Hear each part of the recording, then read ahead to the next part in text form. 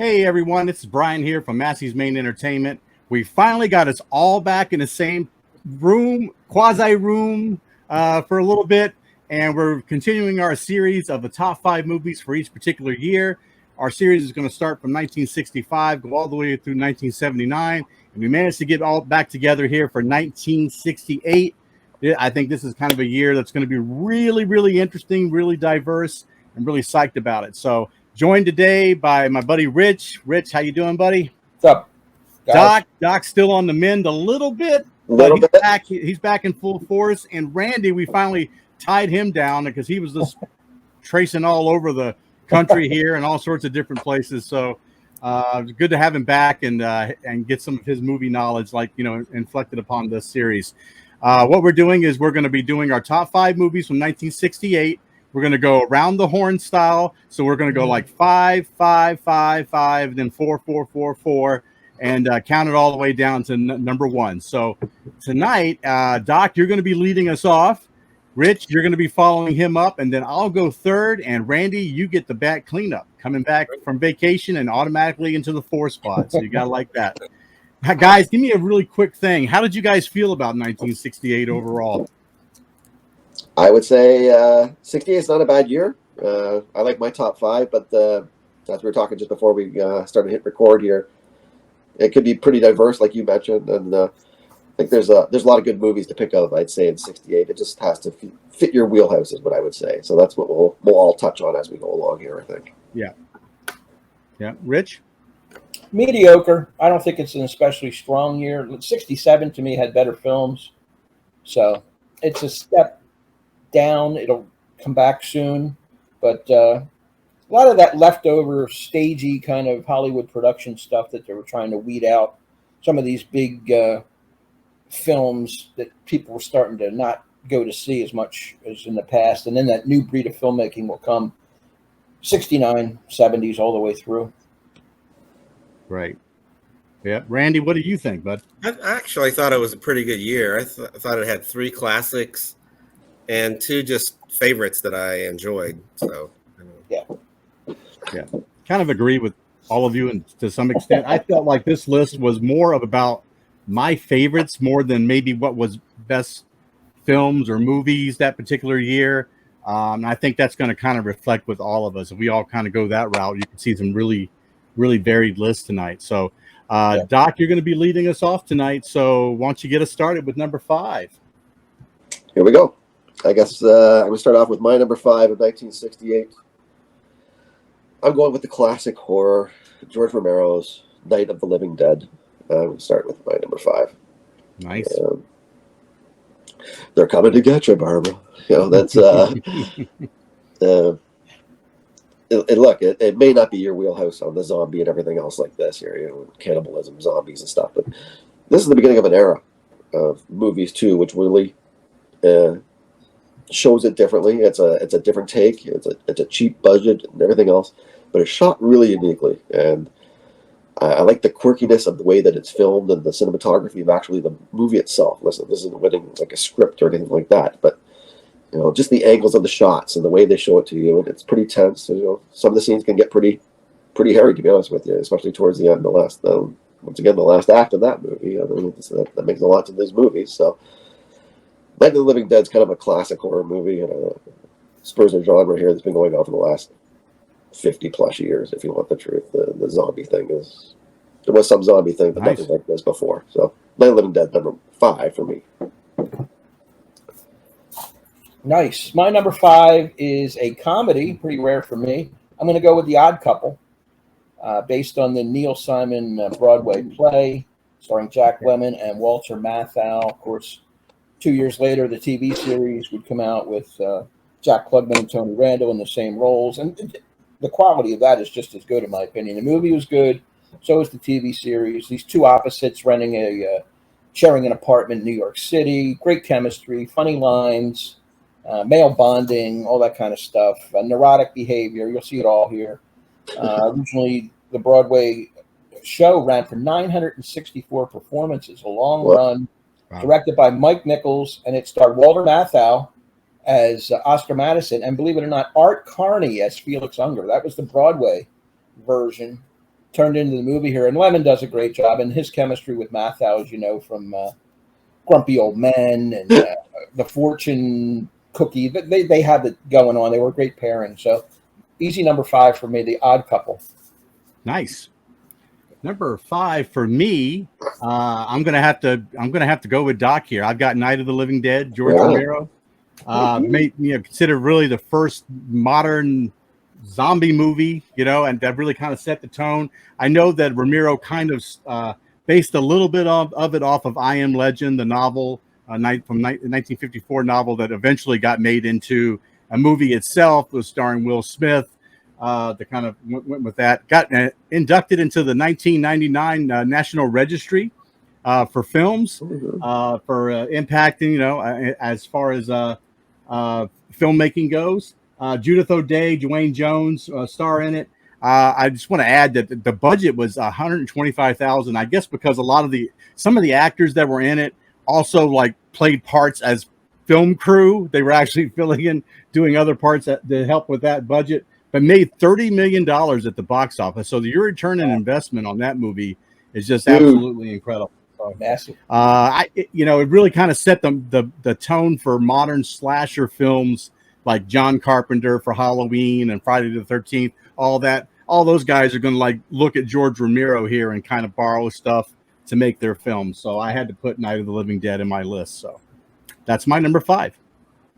All right. Okay. Well, my number 5 is the Steve McQueen movie Bullitt, directed by Peter Yates. A great detective yarn with some nice twists and turns. It's probably best known for probably the most famous car chase scene through the streets of San Francisco with Steve McQueen and his green Mustang. But the movie right before this, Peter Yates directed, was Robbery, and he had a really good car chase scene through London. So they wanted him to put a car chase scene in this movie, and he put in a fantastic one.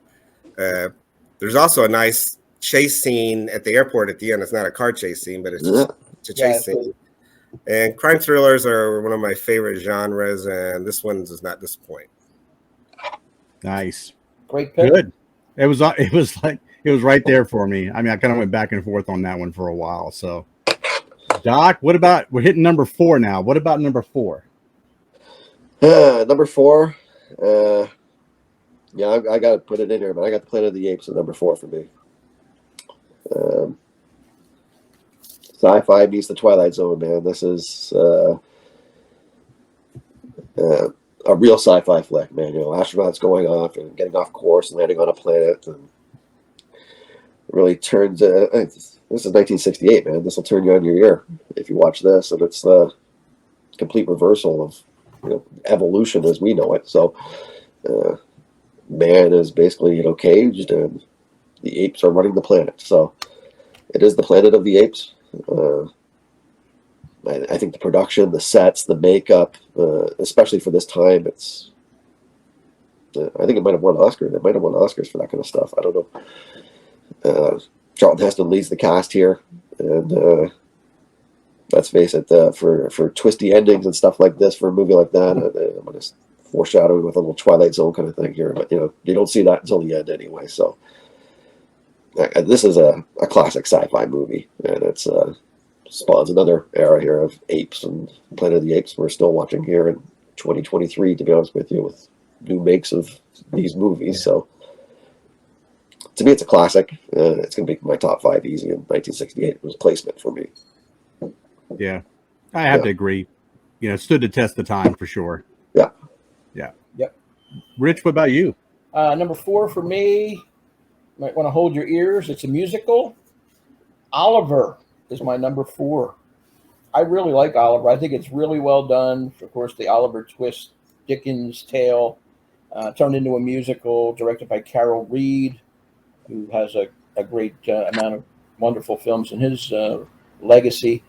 And it shows poverty and companionship, and I just like the whole vibe of it. The songs are great, excellent cast.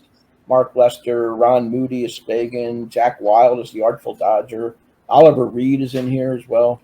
It was in contention for best musical movies of the 60s, as far as I'm concerned. I like A couple of 60s musicals. My Fair Lady is one that I think they do a good job with Audrey Hepburn and, of course, Oliver. Most of them are misfires because all of a sudden they're acting and they're breaking into song, and it usually doesn't work. But for this, somehow I bought into it, maybe because there's young people in it and it looked real at times with the poverty and the gruel they're eating and the treatment of the abuse that they take in the orphanage there. So Oliver's my number 4. Good. I'll take all the negative feedback on that one that I can handle. No, I'm not a musical guy, but I know. I'm not gonna hate. I'm not gonna hate on it for sure. Some I of our remember watchers seeing are it. Everyone's gonna think that I'm cheating off of Doc's paper, but I'm not. Actually, my number 4 is Planet of the Apes as well. Frank Schaffner, the director, he said it. The astronauts go into space. They think they're landing on a new planet. And in the actuality, you will find out in the surprise ending that actually what they did was return home many years later to Earth, and things are quite not quite like they need to be. 2001, it was inducted into the National Registry for Film, spawned a whole slew of sequels, spin-offs, and then reboots here recently. Another 5 movies, I believe, for Planet of the Apes came out. Also a television series. One of the cool little scenes I liked in it was, I think, when Charlton Heston was kind of speaking in front of like the little tribunal of apes there. They had a scene where one of them, it was like, see no evil, hear no evil, speak no evil. Each one of them were covering up that portion of their, whether it was ears or their eyes or their mouth. Whatever it is. Like, right. They didn't want to hear the truth, that type of situation. So I thought that was kind of cool. It's still 87% fresh on Rotten Tomatoes. That's how well this movie has stood the test of time, that even modern people who evaluate films, think that it's great. Charlton, like I said, Charlton Heston, Roddy McDowall, I really enjoyed his performance. Yeah, as Cornelius over the years for the series. So I'm a sci-fi buff, so this was going to make it for me. So that's my number 4. All right. Was it me? Yeah. All right. Well, my number 4 is also Planet of the Apes. It's one of my favorite science fiction movies, and it made my jaw drop when I was a kid when I first saw this. And just like seeing Charlton Heston's shock when he sees the primates talking, the same thing that I had when I was a kid. And later you get to see the apes' bewilderment as Heston talks. Now I know the remakes have better CGI and they look more like apes, but somehow they're missing something, that they don't have that specialness that this one had. There's also that unique Jerry Goldsmith score. It was really unique for this movie, and it really works. Kind of matches this strange new world that they're entering. And as Doc referenced, it has that unforgettable final scene. Yeah, that's my 4. If there's somebody out there that haven't watched this film, I feel really sad for you by this point. But go watch it. We're not going to spoil it, but go watch it. So, number 3, Doc. Number 3. My number 3 sounds a lot like Randy's number 5. To be honest with you, I got Bullitt at number 3 for me. Right. Everything that you touched on there, Randy, and it would just be the Mustang GT, the race, the car chase and stuff like that. That's iconic. But it's a gritty crime thriller cop. Steve McQueen, man. It's got Steve McQueen, so that's a bonus right out of the gate. So it's almost like a Dirty Harry-ish kind of character before you saw Dirty Harry later on, in some senses. He bucks the system, he does his own thing, he corruption within the cops and stuff like that. Bullitt's a classic cop movie, man, if you want to get right down to it. And the scenes are pretty intense. I love the way it's shot. It's more than appealing, man. It's a guy kind of flick, if you ask me. Bullitt's is 68. Bullitt. It was, once again, it's placement for me, man. And who knows? I'm flipping a coin when I go through my list, and Bullitt landed at number 3. It could be number 1 during weeks. It could be number 5, but it's in my top 5 of 68. Excellent. Nice. Well, my number 3, we have a quadruple trifecta here. Planet of the Apes. Right So on. that all of us have that. I had it at number 3. Charlton Heston's perfectly cast in this. He's a reliable, steady actor, reacting to what's going on around him. It could have been a kind of cheesy debacle, but it's not. It works, and it's better than any of the remakes, in my opinion, and sequels. This is the original. This is the best one, and that classic ending, final scene will blow you away. So glad everybody had that one. Number 4, Planet of the Apes. Nice. All right. So for me at number 3, Doc, I'm finally not copying off you. I guess Very that's good. kind of a great thing here. I've got Ingmar Bergman's Hour of the Wolf here. Yeah, but I always did what Rich said. I went by. I know they had a release date of 1967, but IMDb it listed in 1968. So I went with what the That's criteria cool. that we kind of set forth there. Kind of a Swedish psych horror. I thought it was really surreal in parts. I love the surreal nature of the film, and it's got this weird. It's kind of like this weird self-destructive thing going on with the protagonist in it, and I guess that Bergman was kind of going through the same types of things too as a creative person, where he felt like a little self-destructive in the things that he was doing. I like the werewolf and vampire imagery, which kind of associates with the confused sexuality of the protagonist in it a little bit. Max von Sydow was in it. Also, Liv Ullmann makes another appearance here in a Bergman film. So I guess it was an unproduced screenplay that he had earlier called Cannibals that he never had made, and he ended up making it into this film. If people haven't seen it, I recommend it. Kind of an artsy film, so I mean, you may have to watch it a few times to kind of, try to absorb it in the way that you want to absorb it. But I really enjoyed it. So, Hour of the Wolf's my number 3. Very cool. You all right, Randy? Sorry, I've got this cough I'm trying to get rid of. Okay. My number 3 is Once Upon a Time in the West, Sergio Leone film. I think this is actually his ultimate masterpiece, but there was much more competition this year, at least for me. It's a homage to the traditional Western, but at times it kind of turns that genre upside down. Leone admired John Ford, so he wanted to shoot in Monument Valley, which he did for this film. It's got that fantastic opening sequence with the 3 gunslingers waiting for Charles Bronson. It has these extreme close-ups and these wide panoramic shots that I think young audiences now might not get and think like, when's this going to start, kind of thing. But for me, it's just this classic Leone. And Henry Fonda also is in this, and he plays against type as this despicable heavy. And it's got the beautiful Claudia Cardinale, just a classic all the way around for me. Nice. Very good. Very good. Yeah, I know you're a huge fan of his, so I just thought, I bet you Randy has that. I thought it would be even higher, but that's cool. We're at number 2 already, though. Doc, Number 2. what do you got that I can steal off of you? Let's do it. Unless you're going to do what I'm just going to do, because I'm going to steal right now from Randy, because my number 2 is Once Upon a Time in the West. So there you go. I couldn't agree more. Could not agree more. I think this is probably this is a stray in some senses for Henry Fonda as a character. This is Jason Robards is fantastic in a supporting role. There's not too many guys who could probably play like the lead like this, like Sergio Leone's lead in a movie that's this is a film. This isn't a movie. This is a film. This is something you go in and watch. And Randy's touched on it. The panoramic views. It's a slow burn before you hear the first words, let alone anything else. And when's this movie going to start? And everything else. And then it leads to the classic opening scene that Randy touches on.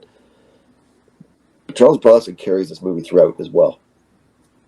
And it is really, you want to talk about a classic Western. This is right at top tier kind of classic Western kind of movies, man. This is The Good, the Bad, the Ugly. This are Unforgiven, probably top 3 kind of guys. So Once Upon a Time in the West it's a classic, man. It's got the time frame of a Sergio Leone movie, but it's well worth it. That's what I'll tell you. It's definitely my number 2. Yeah. Almost made number 1. Oof. Rich, what do Number you think? 2. Well, it's been mentioned a couple times for so far, and that's Bullitt. I have Bullitt at number 2, Right on. starring the great Steve McQueen. Nobody cooler than Steve McQueen. You guys mentioned it. It's got everything you want in a detective kind of film. Action, the car chase. The San Francisco locations are great. You got villains, crooked politicians, a rogue cop, a hot chick, fast cars. It's all there. If you like that stuff, you're going to love this movie. Great ending at the end, another added chase scene. Steve McQueen's a personal favorite of mine. Died way too young. So I'm going to put this at number 2. Wow. No. All right. For number 2 for me, this one here kind of I was really unsure how to whether I was going to put one here or there, but I'll just go with. I finally just said, okay, I'll go with Rosemary's Baby here at number 2 for me, based on a novel by Ira Levin. It did get into the 2014 Registry for Films induction. Ruth Gordon, obviously, fantastic job in it. She won for Best Supporting Actor. I think they had 4 nominations in all for the film, but I thought it was kind of an intellectual horror. I thought that if in some ways, the same way that Hitchcock kind of preyed upon a woman's sexuality and the vulnerability of being naked in the shower and that, also what I think Polanski attacked here was the maternal instinct that women have and try to create this horrific thing about, hurting somebody's baby. And I thought that was kind of what they kind of preyed upon there. I like Mia Farrow, was really great in it. John Cassavetes, very excellent in it. I just really like the movie overall. The tone is really good. The scenes are, just about the right kind of length for each one. There wasn't any drawn out scenes that kind of, make you nod your head a little bit. It truly is an intellectual horror. I had to put it here at number 2. So. Right. Excuse me again. Jeez. All right. I hope so. Well, my number 2 is going to be the Stanley Kubrick film 2001: A Space Odyssey. Kubrick actually didn't think much of the science fiction films that had been made up to that time. I don't know if I agree with him on that, but he wanted to overhaul the genre and kind of destroy convention, which he did. With 2001, he wanted to look at what the future of space exploration could be, but he also had these unique sequences to show like ape to man to what is after man, which is kind of captured somewhat in the confusing ending. Yeah. It was groundbreaking at the time for the photographic effects, the fantastic use of classical music, and kind of had a new look at science fiction. There's just one movie I like more. Right. Excellent choice. Doc, you want to kick us off for number 1? I will kick us off with number 1. As well, we've just heard recently. So, but Brian, we heard it from you. It's Rosemary's Baby for me at number 1. Nothing against your number 1, your number 2 there, Randy, because not making my top 5 is probably blasphemy in some spectrums out there. But oh well, it's not for everybody. That's what I can say. Rosemary's Baby's a classic horror movie, man. I think you touched on some of the finer points of the movie, the editing and stuff like that inside the movie. You talked about Mia Farrow's performance and John Cassavetes and stuff. The grooming of the baby, for basically Satanist rituals and stuff like that in the future. It's Rosemary's Baby, man. It's like Night of the Living Dead as a classic horror. Rosemary's Baby is just a tad higher in the horror genre for me, man. And to me, it's the best movie of 1968, and it's a classic horror, man. So that's why Polanski's best one, I think. So that's my number 1. Rich, what do you think for number 1? I agree with Doc. Rosemary's Baby. To me, it was clearly the best film of the year, but head and shoulders above the rest.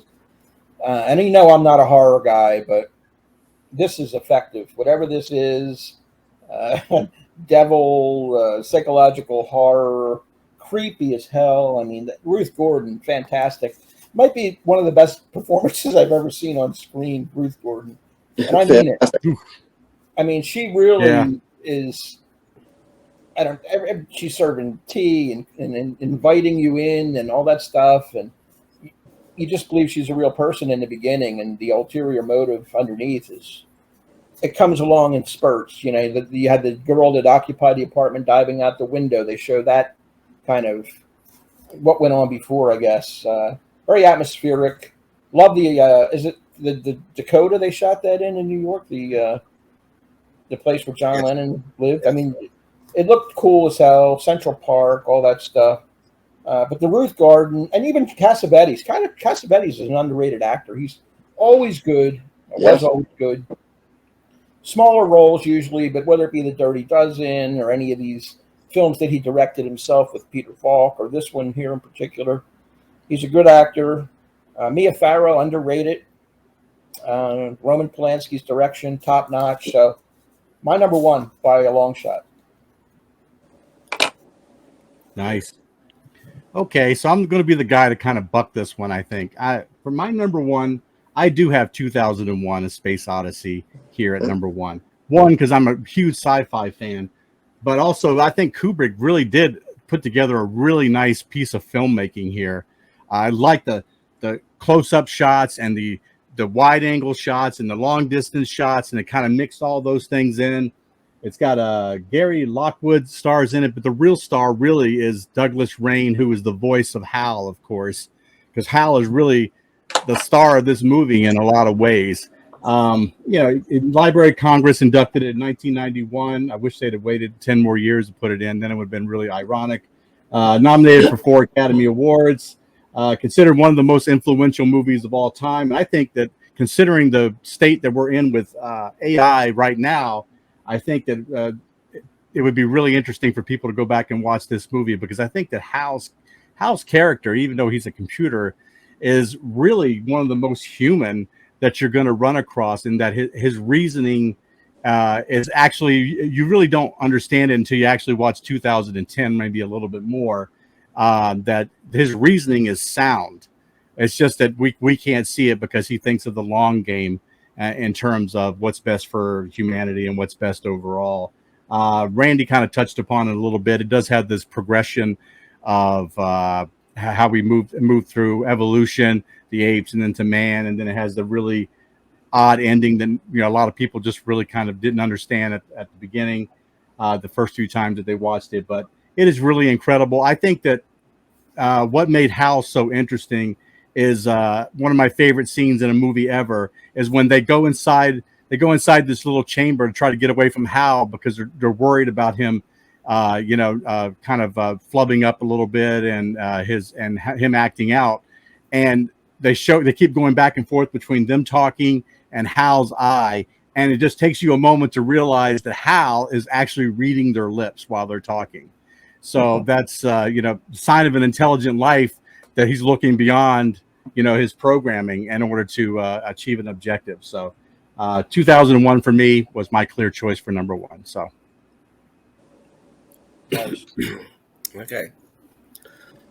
And also, you had mentioned Hal. I think he actually had more personality than the other people in the. I would agree. But well, my number one looks like there's going to be a trifecta here. Is Rosemary's Baby, Roman Polanski, unique horror story that kind of builds slowly, and our anxiety increases as Mia Farrow's character, who's pregnant and already has anxiety, increases. You also mentioned the motherly instincts. The strange going-ons are amplified by these quirky neighbors. And, of course, Ruth Gordon, as you mentioned, won the Academy Award. But I thought Cindy Blackmer did an amazing job as well in that. Yeah. And also the Dakota, which you had mentioned, Dakota was almost a character in this movie as well. And I think it changed kind of what people thought a horror movie could be. Later things would come out like The Exorcist and The Omen, but I think this was the one that really was, like you said, an intellectual horror movie.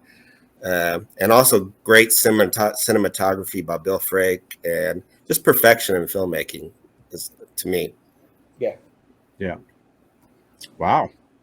Well, I'm sorry to mess up the the grand slam of number one choice there, guys. Really sorry about that. So we But had all two. excellent choices. And I think at the beginning we were kind of trying to figure out how many of these we would have all the same. We had two all the same, right? Planet of the Apes. All of us had Planet of the Apes, and all of us had Rosemary's Baby. Pretty good. Is that right? That's right. Yeah. I mean, we had three. You know, three of you guys had Bullitt. I didn't have Bullitt. Shame on me. I get it. So that's two on me already. But Rich, do you have any Academy information for us? Well, I do. Oliver won Best Picture, which is still, part of that old school voting style. But the other four nominees, none of us had in our Best Picture, and they would be Funny Girl with Streisand, The Lion in Winter, Rachel, directed by Paul Newman with his wife Joanne Woodward, and Romeo and Juliet. Those were the five nominees, and we pretty much ignored that list there. Wow, we did. Yeah, that's incredible to think about. Yep. Wow. And any honorable mentions you guys wanted to throw out there? I mean, I had Bullitt. It was really close, but being a sci-fi horror guy, it was tough to break into mine. I have a couple real quickies. I have Where Eagles Dare with Clint Eastwood and Richard Burton. Yep. I like that film. And the Thomas Crown Affair, again, with Steve McQueen and Faye Dunaway. I like that film as well. Ice Station Zebra, I discovered a couple of years ago, and it never got a lot of praise, but I kind of liked that. I thought it was an effective film. I didn't have 2001: A Space Odyssey or Once Upon a Time in the West. I've given them both shots, and they just don't cut the mustard for me as far as this level. But I appreciate and respect your guys' opinions on that, because there's a lot of good stuff in them. They just don't excite me that much. What about you, Doc? No, Where Eagles Dare and the Thomas Crown Affair would probably be the two that would have. Maybe 2001 after that, stuff like that. But yeah, Thomas Crown was my last cut. You want the truth? And I already had McQueen in there, so I'm sticking with Bullitt. But I still like the Thomas Crown Affair. I like those twisty endings, man. Those are pretty good. So excellent. Yeah, Randy, did you have something? No, mine was similar. Night of the Living Dead was my last cut, and Thomas Crown Affair was one I considered. Right. Well, that's it for 1968 then. So be sure to like, sub, and comment down below. Please leave your top 5 movies too, because every once in a while somebody will throw something down there and I'll go, I haven't seen that movie. And I'll go pick it out on one of my multiple streaming channels that it's bound to be on one of them anyway. And I'll watch it. Also be looking for and go back and watch some of our other series. We got plenty of other stuff up on the channel, various movies, lists and things like that. Also, we had a album series of Building the Perfect Album series that we went through from 1965 all the way up to 1999. Be sure that you can go check out those videos as well. Doc, I appreciate you joining me. always. Randy, welcome back. Appreciate you. And Rich, really, thank you very much. We'll catch you guys next time. Take care. Bye-bye.